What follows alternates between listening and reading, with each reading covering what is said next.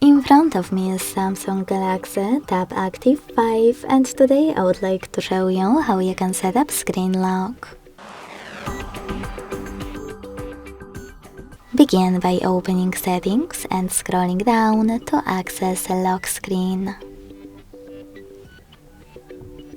Then click on Screen Lock Type and tap on the best one for you: PIN, password or pattern.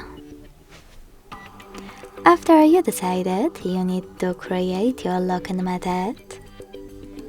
Choose Continue at the bottom right corner and repeat it to confirm it.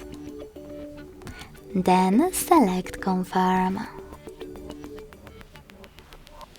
Now you can manage all of those options to adjust lock screen notifications. You can even disable them completely by operating the switcher at the top.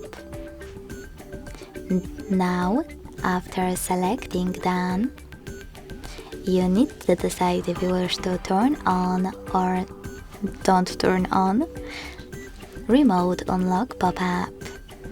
Just select Cancel or Turn on.